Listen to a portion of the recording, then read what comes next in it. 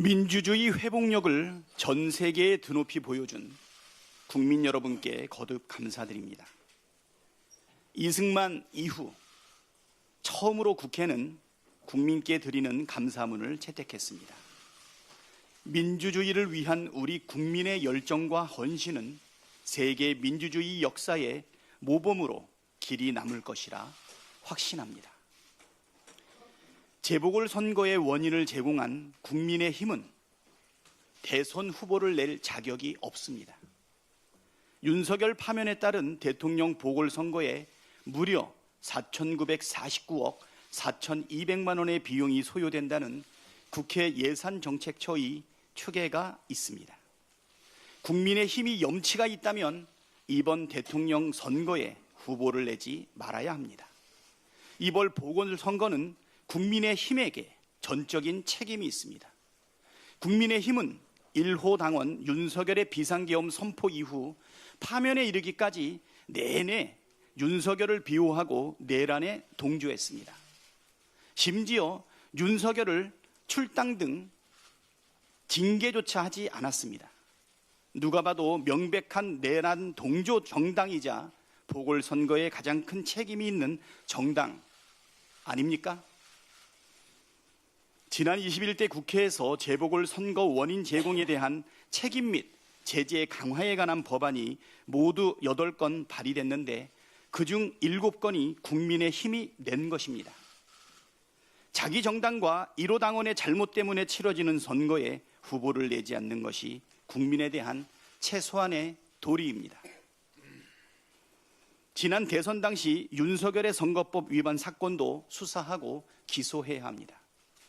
윤석열이 선거법 위반으로 당선 무효형을 받기에 충분한 정황과 증거들이 차고 넘치게 쌓여 있습니다.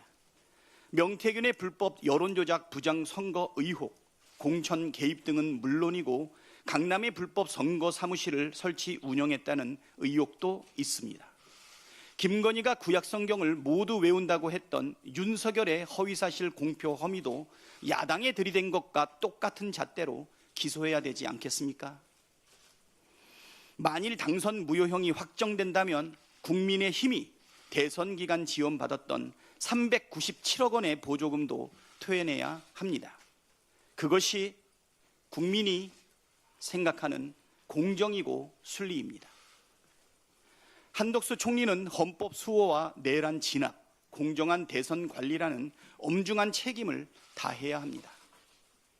당장 헌법 수호를 위해 마흔역 재판관을 즉시 임명하십시오.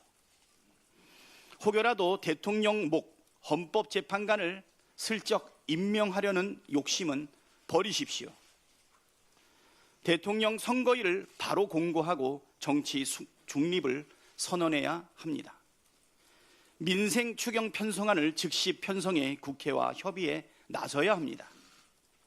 내란 관련 기록물 봉인을 금지하고 인사는 전면 중단해야 합니다. 대통령 기록 관장에 윤석열 정부 행정관 출신 인사가 낙점됐다는 사실이 알려지면서 내란 사태에 관련 증거인멸 의혹이 일고 있습니다. 내란에 대한 형사 재판이 진행되고 있는 만큼 관련한 기록물 봉인을 전면 금지할 것을 촉구합니다. 고위공직자 및 공공기관과 준정부기관, 기타 공공기관 인사도 새 정부 출범 때까지 전면 동결해야 합니다. 특히 윤석열 정부 출범에 관여하거나 정부에서 일한 인사들을 알박기, 낙하산 인사로 내려보내는 행위는 일전 중단되어야 합니다. 민주당은 채용 과정을 비롯한 인사 전반에 대해 철저하게 조사하고 부당 위법한 사례에 대해서는 채용에 관여한 모든 자들에게 책임을 묻겠습니다.